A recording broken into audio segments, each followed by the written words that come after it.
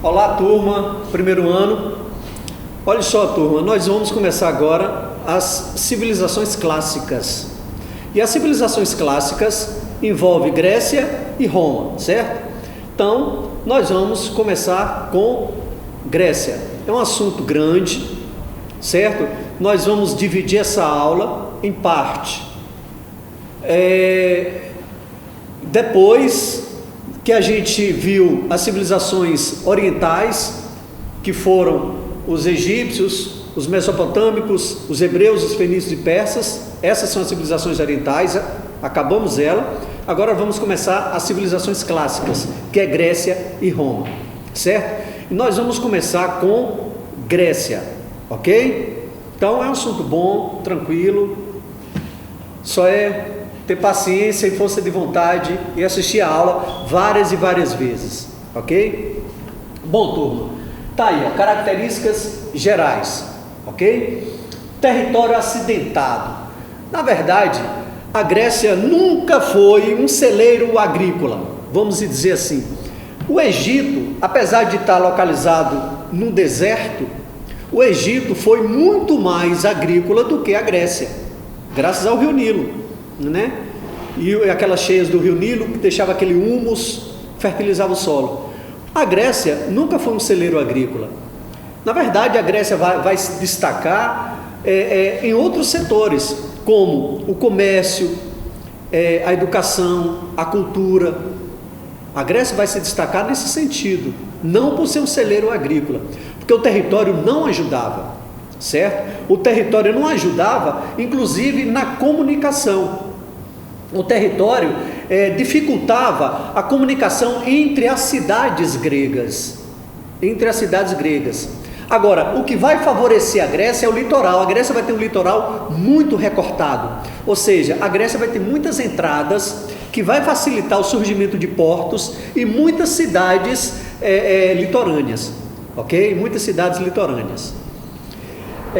Desenvolvimento do comércio e navegação. Eu falei, a Grécia vai se destacar por várias coisas, vários motivos, menos agricultura.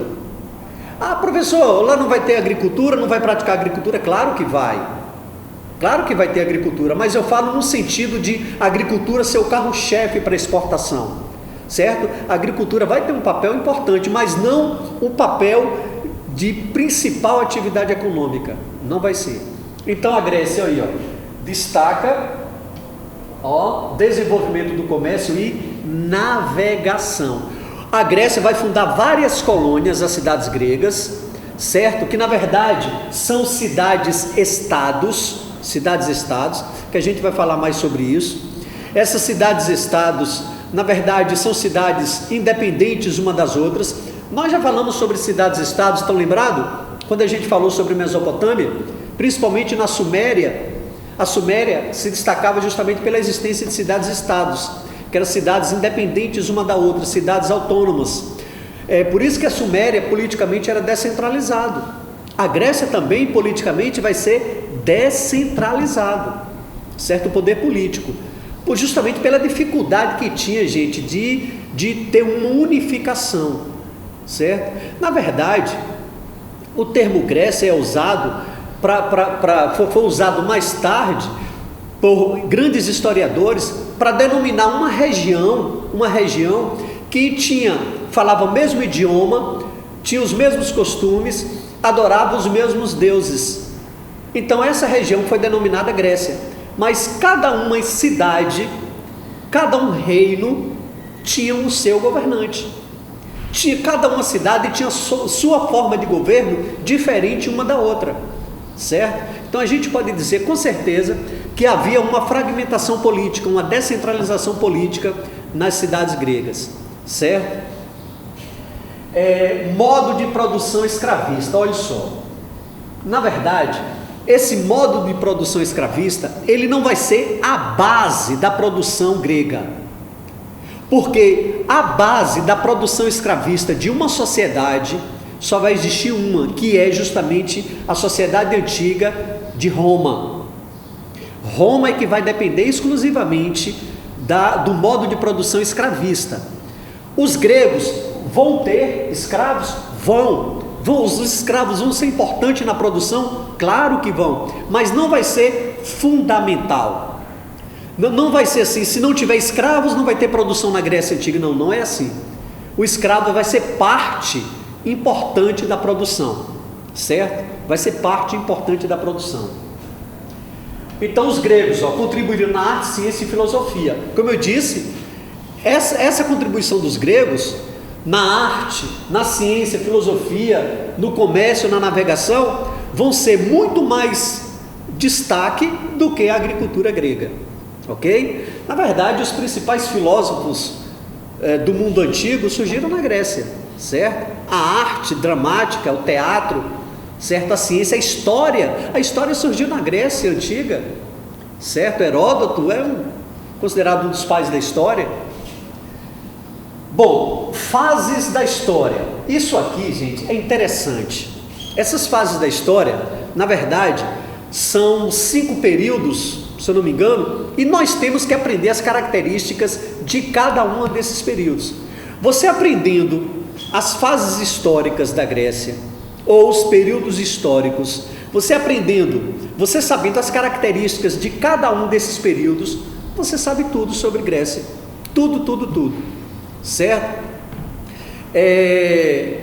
A gente tem aqui a divisão histórica, mas também existia a divisão geográfica da Grécia, que poucos historiadores usam isso, que a divisão geográfica da Grécia é a chamada Magna Grécia, ou a Grécia continental, as ilhas do Mar Egeu, certo? E a Grécia da Ásia Menor. A Ásia Menor é onde fica hoje a Turquia, certo? Ali é parte da Turquia. Então olha só, fase da história da Grécia: período pré-homérico, período homérico, período arcaico, período clássico e período helenístico. Então são 5 períodos. Vamos ver de novo, período pré-homérico. O período pré-homérico a gente chama também, pessoal, grave bem isso, o período pré-homérico a gente chama também de período minoico, a gente chama também de período cretense, certo? Ou a gente chama também de civilização creto-micênica. Nós vamos entender por quê, ok? Aí tem o período homérico. O período homérico é tudo que se refere, porque nesse período, gente, o que se sabe dele, praticamente não existe documentos a esse respeito. O que se sabe dele vem das obras do poeta Homero. O poeta Homero, certo? Que um poeta que escreveu as obras Ilíada e Odisseia, que a gente vai falar sobre elas, certo? Mas na verdade existe dúvidas sobre a existência de Homero, certo? A existência de Homero. Então esse período período homérico é um período que tudo que aconteceu lá está registrado nas obras Ilíada e Odisseia, pelo menos a maior parte. Bom, o terceiro período é o período arcaico. A gente fala da consolidação da polis. Polis quer dizer cidade-estado.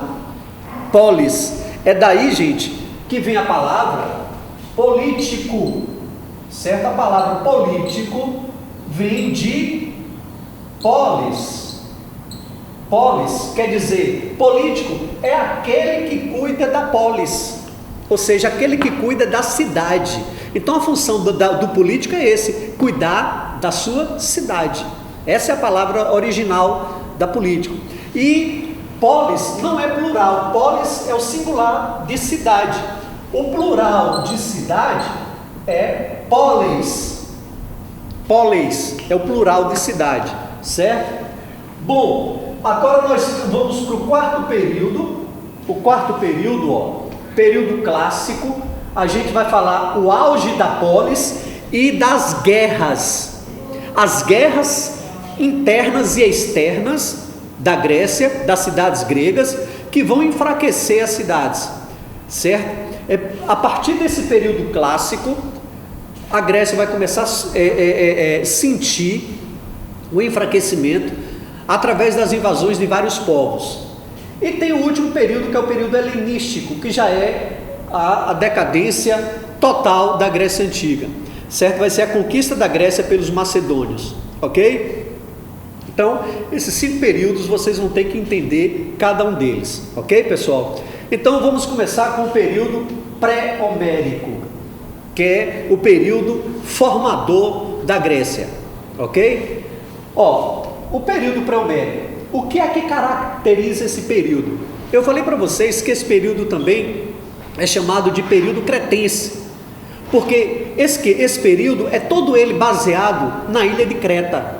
A ilha de Creta que vai ser um dos pilares da formação da Grécia Antiga, certo? Um dos pilares da formação da Grécia Antiga.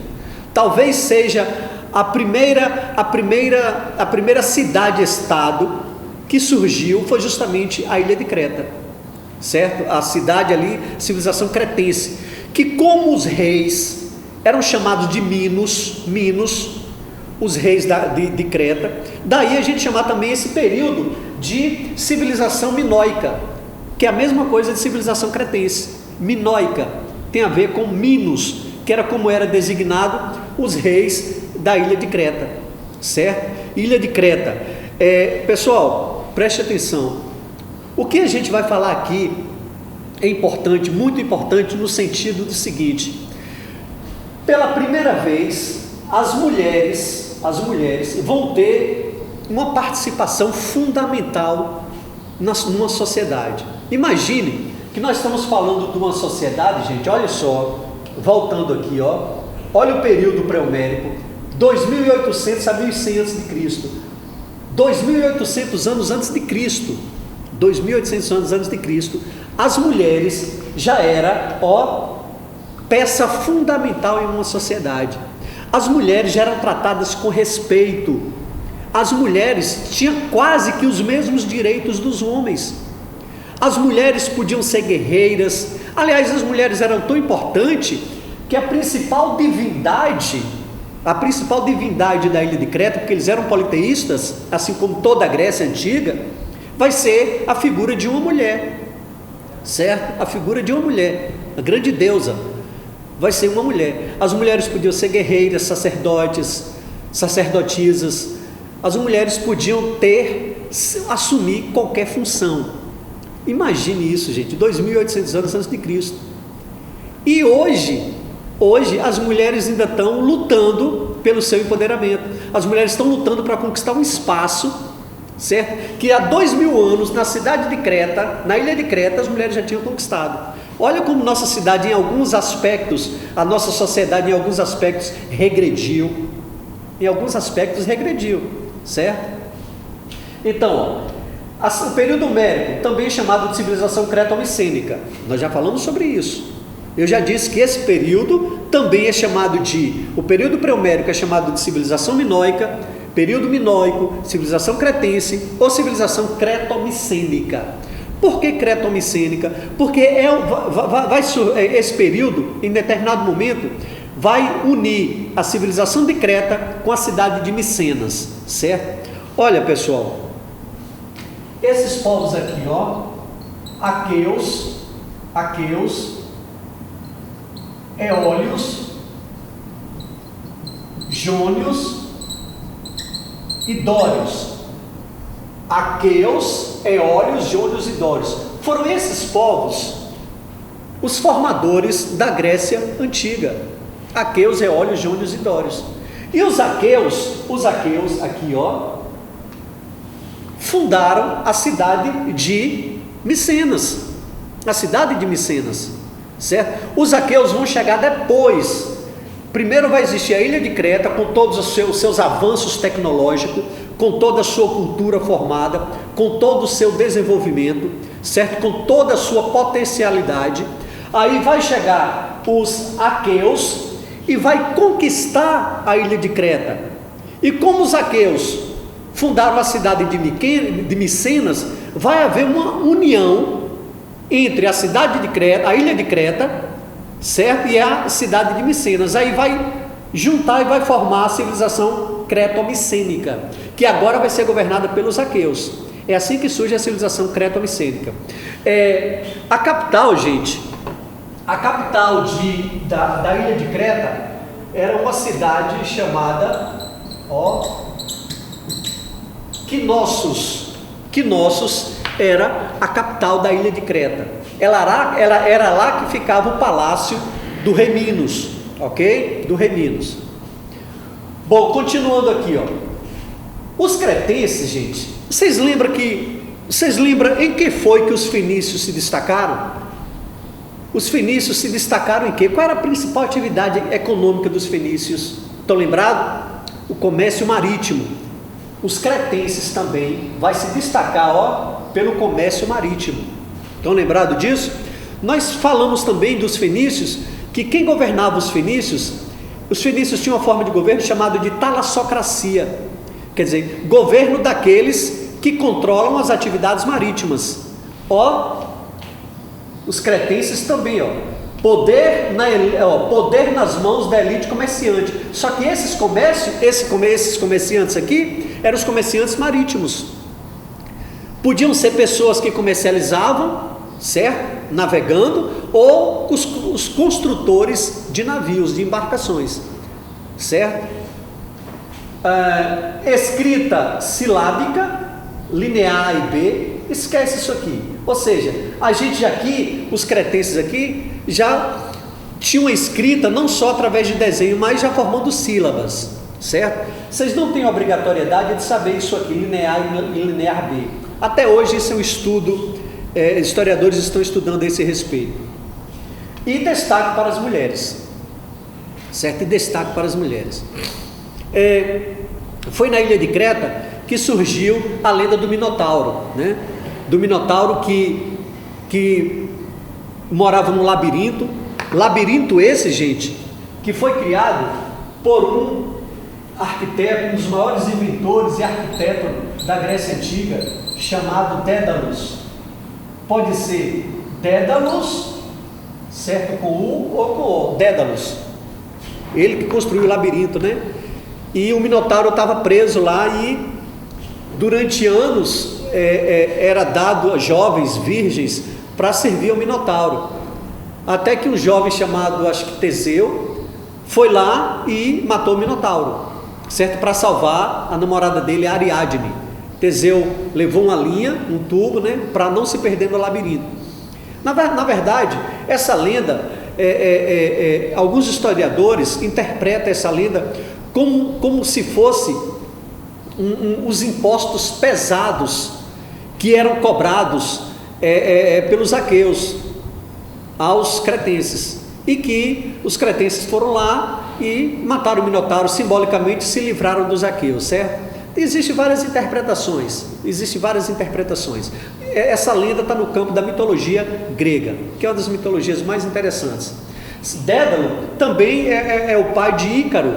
Ícaro foi o rapaz que sonhava em voar, e Dédalo fez uma asa para ele, colocou cera e tudo, e ele conseguiu voar. Só que ele voou tão alto que o sol, chegou perto do sol, o sol derreteu a cera, e as asas caíram, e Ícaro caiu e morreu. Dizem que desde então Dédalo ficou meio pirado, certo? Tudo isso é mitologia, ok? Bom, aí falando dos micenas, da cidade de Micena. Os micênicos, como eu disse, foram fundados pelos aqueus, certo? Fundados pelos aqueus. Aqueus é um dos povos formadores da Grécia Antiga, certo? Os micênicos viviam na Grécia continental, ou seja, no continente. Creta era uma ilha, certo? Só que os aqueus já tinha ideia, já tinha ambição em conquistar Creta, justamente pelo seu grande desenvolvimento, em todos os sentidos, certo?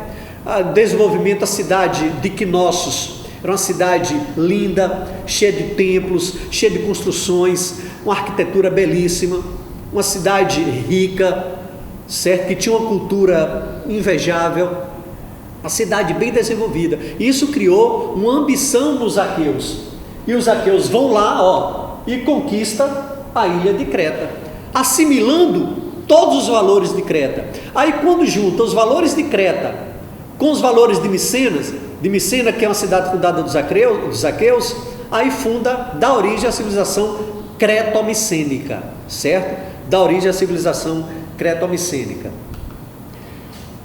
Bom, continuando ainda o período pré-homérico, certo? Continuando. Instalação de vários povos que formaram a civilização grega. Olha aí, é no período pré-homérico que surgem os povos que eu botei e enumerei aqui para vocês: aqueus, eólios, jônios e dórios. Os dórios, gente, vão ser os fundadores de Esparta.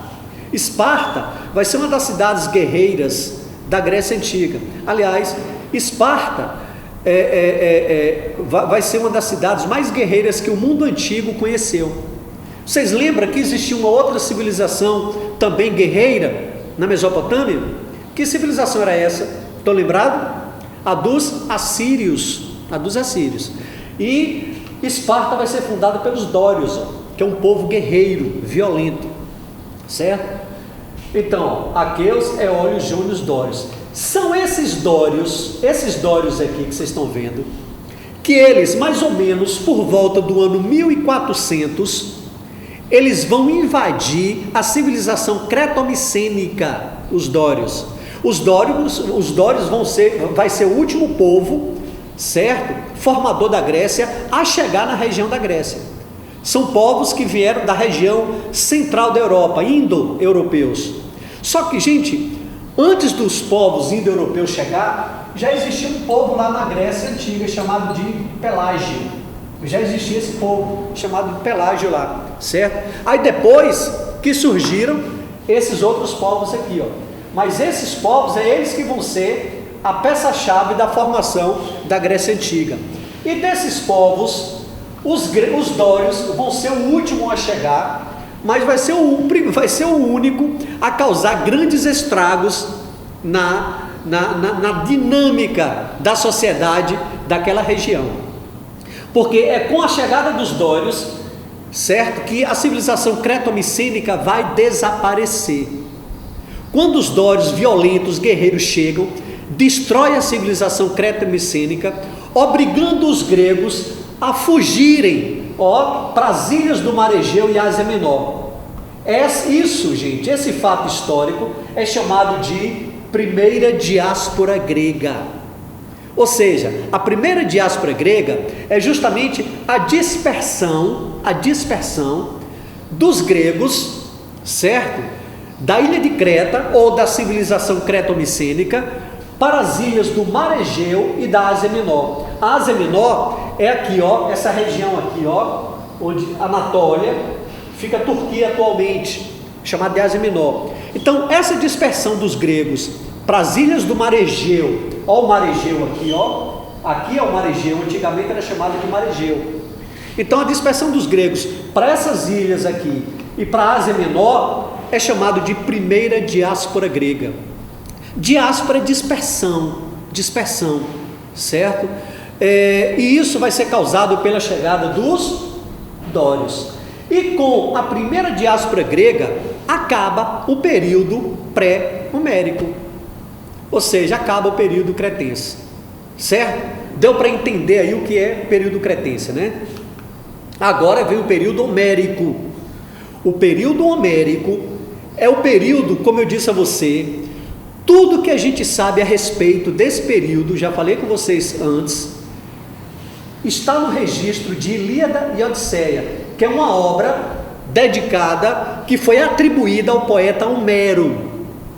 Gente, existem dúvidas a respeito desse poeta Homero, se ele realmente existiu ou não, certo? Mas essa obra, Ilíada e Odisseia, certo? São dois poemas épicos, históricos, e através desses poemas se sabe um pouco mais a respeito do que aconteceu na Grécia nesse período. E como esse período foi atribuído a Homero, e tudo que se sabe a esse respeito estão nesses poemas, esse período é chamado de período homérico, ou período de Homero, certo? Vocês lembram que o período pré-homérico termina com a primeira diáspora grega. Os gregos se dispersam da ilha de Creta, né, da civilização cretomicênica, vai para as ilhas Egeu e para a Ásia Menor. Repetindo, a Ásia Menor é a região ali da Turquia atualmente, que a gente chama também região da Anatólia.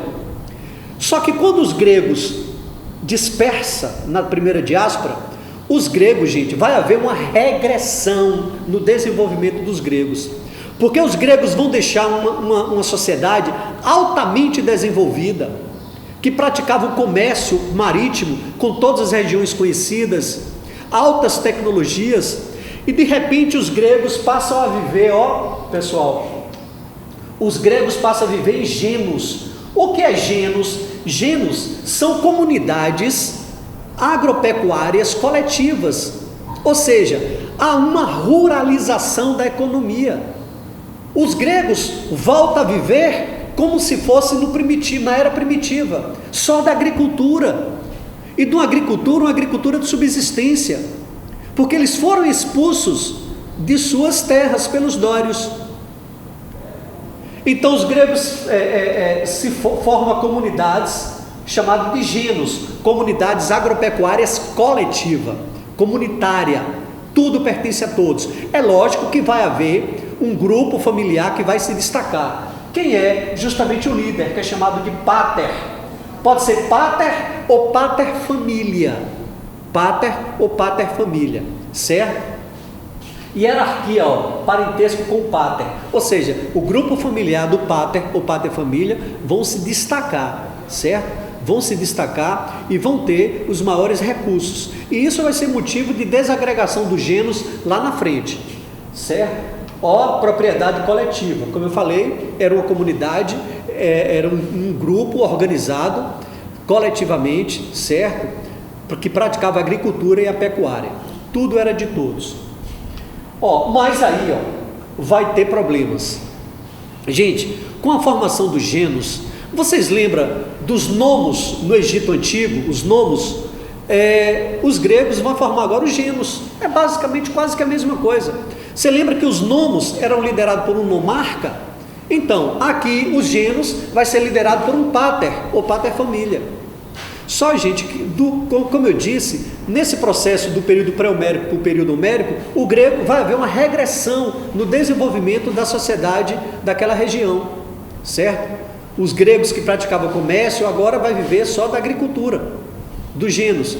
Só que os genos vão crescer, vai começar a haver desavenças, vai começar a haver tensão entre genos. Existia, gente, vários genos, certo? Vários genos.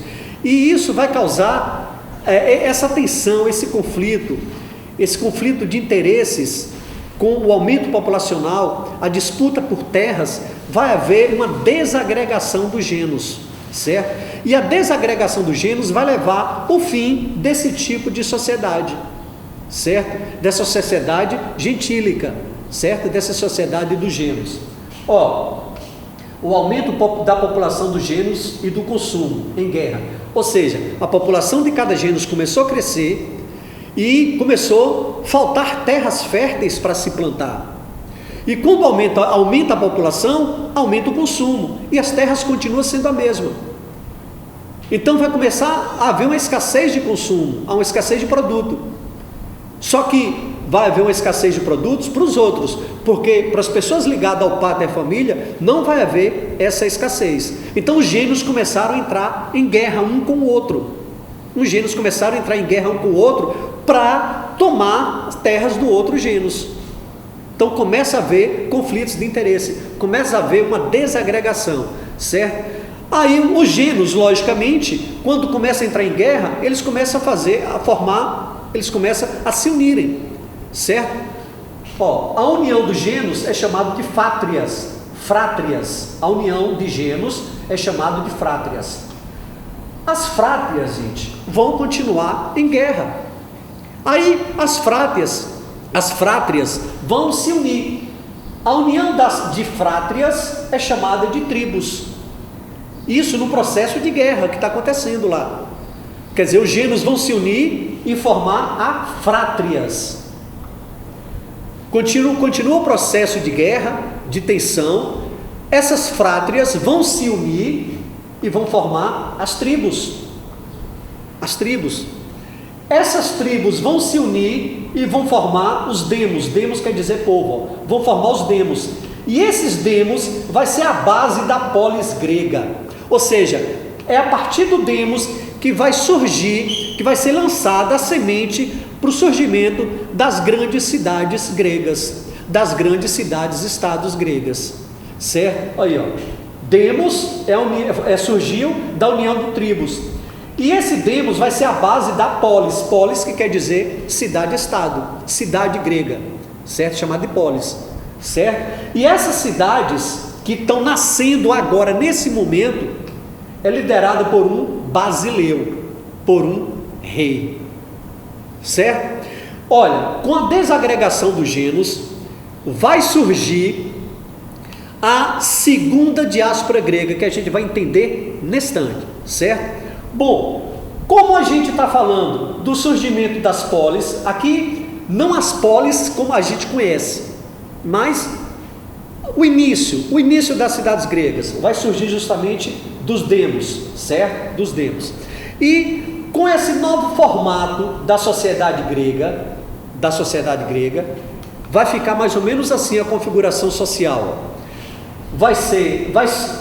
O primeiro vai ser eupátridas. Eupátridas, gente, eram chamados bem-nascidos. Os eupátridas eram os parentes diretos do pater família, ó, desse pater aqui, ó, os eupátridas, porque nessa disputa aqui por terras, as melhores terras conquistadas vão ficar com os familiares do pater, e esses familiares do pater vão se chamar eupátridas, os bem-nascidos. Esses eupátridas, guarde bem esse nome, vai ser a principal classe social dos atenienses, da cidade de Atenas. Depois vão vir os georgóis, ó, pequenos agricultores, georgóis. Vocês gravem bem esses nomes, aprendam, que a gente vai falar deles mais tarde. Os georgóis, que eram pequenos agricultores, ficavam com as piores terras, daquelas terras que eram disputadas lá entre os gêmeos, certo? E tinha os tetas, que eram marginalizados, que não tinha terras nenhuma, que era subordinado, trabalhava geralmente para os eupátridas, Ó, necessidade de terras provoca a segunda diáspora grega, ou seja, a segunda dispersão. Com a desagregação dos gêneros, a principal consequência da desagregação dos gêneros, da decadência dos gêneros, é justamente a segunda diáspora grega, que os gregos vão se dispersar para Magna Grécia e para Ibéria. Ibéria, gente, é onde fica hoje Portugal e Espanha, é a Península Ibérica, certo? A Magna Grécia é o continente, é a Grécia continental, certo? A Grécia continental. Bom, aí está um período arcaico que a gente vai falar sobre ele daqui a pouco, certo? Então vamos por parte. Eu espero que vocês tenham entendido esses dois períodos, o período pré-homérico e o período homérico. Ok, galera? A gente volta com o período arcaico logo logo. Valeu, turma!